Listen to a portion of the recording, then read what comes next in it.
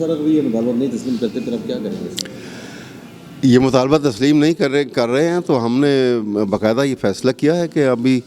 یہ تمام جو صوبوں میں موومنٹ جو ہیں انہوں سے نہ صرف کنفائن ہے پی ٹی آئی کی حد تک، ہر کوئی فیل کر رہا ہے کہ اس کے ساتھ دھاندلی ہوئی ہے، تو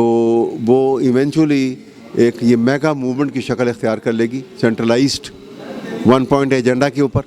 اور اس کے بعد یہ پورے ملک گیر جو ہے یہ موومنٹ چلے گی۔ سر سپریم کورٹ کے جو اپنا چیف جسٹس صاحب ہیں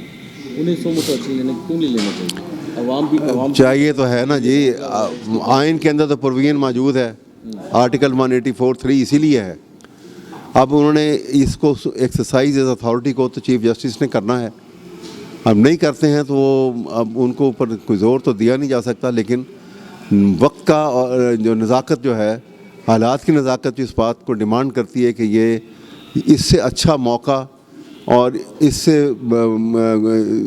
سچویشن جو ہے اور بڑی کوئی نہیں ہو سکتی کہ جہاں پہ سو موٹو ایکسرسائز اتھارٹی ہو اور ایک باقاعدہ طور پہ ایک انکوزیٹوریل پروسیڈنگ شروع کی جائے۔ انکوزیٹوریل پروسیڈنگ ہوتی ہیں کہ سپریم کورٹ ڈگ کرے ڈیٹیل انٹو دی پورا اس کے نثار کے اوپر لے آئے کہ کیا اس کے پیچھے بیک گراؤنڈ میں کیا ہوا۔ سر یہ عوام جاننا چاہتی ہے آخر کیا ہوا، یہ کب تک انصاف ملے گا، کیا امید ہے؟ میرا خیال ہے جلدی، جہاں آپ سمجھتے ہیں نا کہ یہ بھٹو صاحب کا تو فیصلہ جو ہے آج سے 45-50 سال کے بعد آج انہوں نے کہا کہ جی غلطیاں ہوئی ہیں، تو میرا خیال ہے یہ 45-50 دن لگیں گے، اس سے زیادہ دیر نہیں لگے گی، یہ معاملات سیدھے ہوں گے، کیونکہ حالات کی نہج زیادہ خطرناک ہے اور اس کے اندر زیادہ توانائی ہے، اور لوگوں کے ساتھ جو زیادتی ہوئی ہے وہ زیادہ اپنے رائٹس کو اب پہچانتے ہیں۔ تو سر پاکستانی عوام کو کیا میسج دینا چاہتے ہیں؟ پاکستانی عوام کو میرا تو یہی میسج ہے، اور پاکستان کے پی ٹی آئی کے بانی اور چیئرمین عمران خان کی طرف سے بھی یہ میسج ہے، اور ان کا میسج جو ہے وہ بالخصوص پاکستان کی